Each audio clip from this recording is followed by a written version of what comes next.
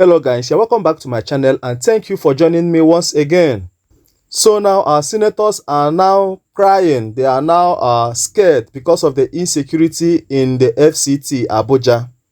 They are now scared because of gunmen and kidnappers terrorizing Abuja. I must tell you the truth, a few weeks ago it was alleged that a particular senator has been sponsoring this terrorism in the north. And up till now, we don't even know who that senator is, and they refuse to, mention that particular senator's name. I must tell you the truth, this particular APC government has actually destroyed Nigeria. I'm telling you, remember that APC came into power in 2015. They actually campaigned with this insecurity issue. It was during the time of Goodluck Ebele Jonathan. They actually campaigned, saying that Goodluck could not even stop this Boko Haram terrorist. And Ahmed Buhari became the president of Nigeria on that note, promising Nigeria that in 6 months' time that he's going to solve the insecurity in Nigeria.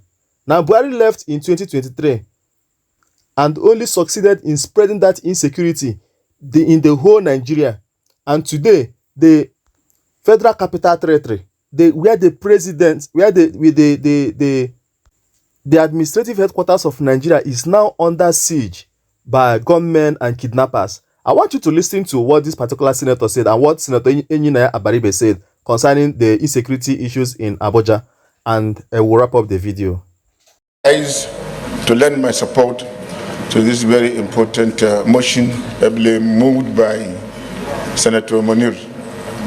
Supporting it, Mr. President, I have to say that the security situation in Abuja is grave.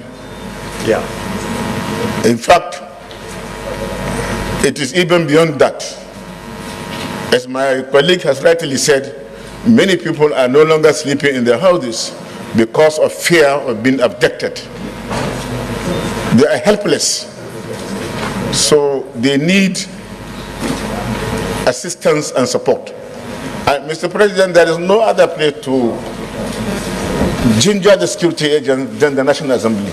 Because we are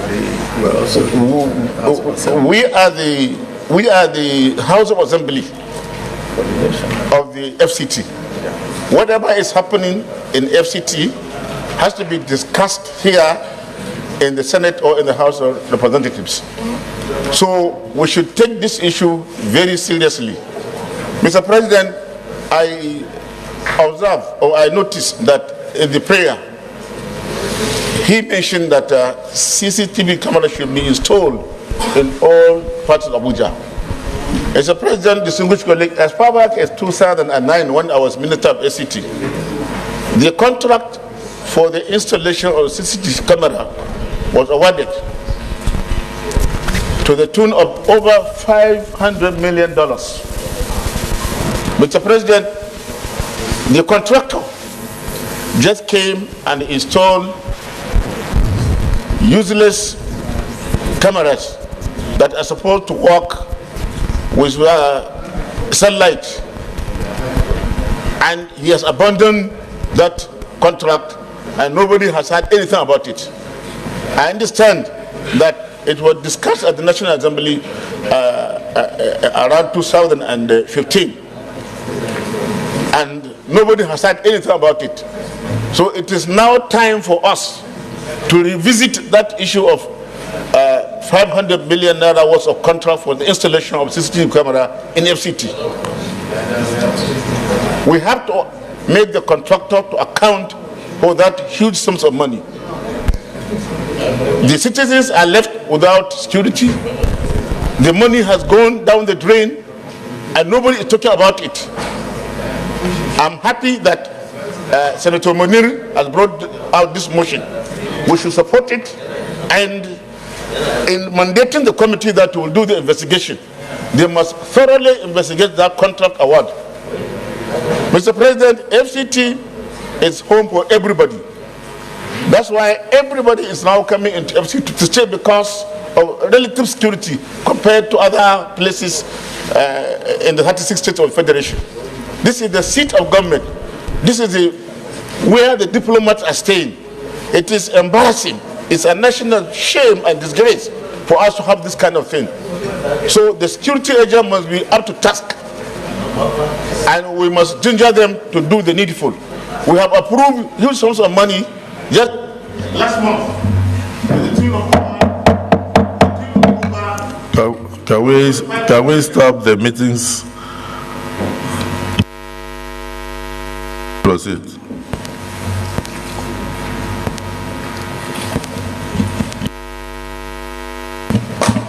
Thank you, Mr. President.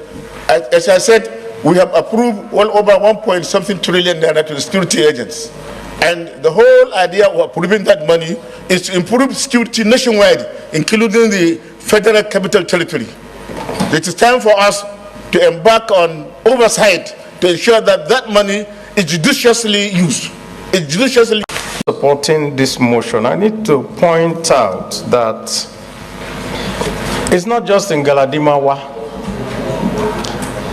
I had occasion to have a discussion last week with Senator Kingibe. Several parts of Abuja are under siege. Part of Lugbe, on the back side of Lugbe, Kubwa and so forth. So many citizens no longer sleep in their homes. They run into town and go back during the day. So there's something very, very serious going on in around the Federal Capital Territory. No matter what we say, this is the capital territory of Nigeria. If there's anywhere that's going to be seen as very secure, this ought to be the most secure place in Nigeria.